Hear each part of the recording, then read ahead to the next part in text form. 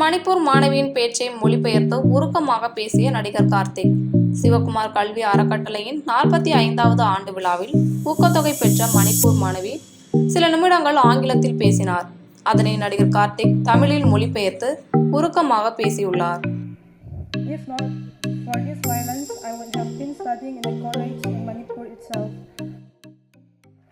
மணிப்பூர்லேருந்து ஒரு பாப்பா வந்து இங்கே பேசிச்சு.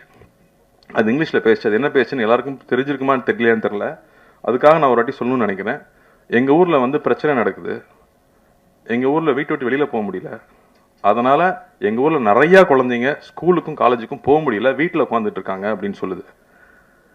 நான் அதிர்ஷ்டவசமாக இங்கே வந்ததுனால இங்கே நான் படிச்சுக்கிட்டு இருக்கேன். தயவு செஞ்சு எங்கள் ஊருக்காக பிரார்த்தனை பண்ணிக்கோங்க.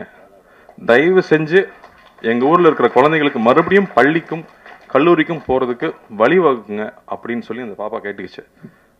அதை நம்ம அந்த சிச்சுவேஷன் நம்மளால் உணர முடியுமா? நம்ம வந்து தமிழ்நாட்டில் இருக்கோம், அதெல்லாம் என்னென்னு நமக்கு தெரியல. ஆனால் அங்கேருந்து படிப்புக்காக அந்த பொண்ணு இங்கே வந்திருக்கு. இதே மாதிரி நேபாளிலேருந்து வந்த கதைகள் நான் வந்து என் ஒய்ஃப் சொல்லி கேள்விப்பட்டிருக்கேன். அங்கேருந்து வந்து படிக்க முடியாது, தப்பிச்சு வரணுங்கிறப்ப லேக் எப்போ உறையுமோ, அங்கே லேக் இருக்குமா, அந்த லேக் உறைஞ்சா கல் ஆயிருமா. அந்த டைமில் யாராவது போனாங்கன்னா அவங்க கூட குழந்தைய அனுப்பிச்சு விட்டுருவாங்களா, நீயாவது உயிரோடு இருங்கிற மாதிரி. அப்படி நடந்து வரும்போது ஐஸ் சாப்பிட்டுக்கிட்டே வருவாங்களாம். அப்படி வந்து இங்கே குழந்தைங்க படித்து அவங்க பெருசாக வந்திருக்காங்க. அப்படி கல்விக்காக எவ்வளோ விஷயம் நடக்குது அப்படின்னு நினைக்கும் போது ரொம்ப ரொம்ப ஆச்சரியமாக இருக்குது. அதனாலேயே தான் இன்றைக்கி எங்கே போனாலும் நீங்கள் வந்து எனக்கு படிப்புக்கு ஹெல்ப் பண்ணுங்கன்னு சொன்னால் இங்கே எனக்கு தெரிஞ்சு தமிழ்நாட்டில் யாரும் இல்லைன்னு சொல்லவே மாட்டாங்க.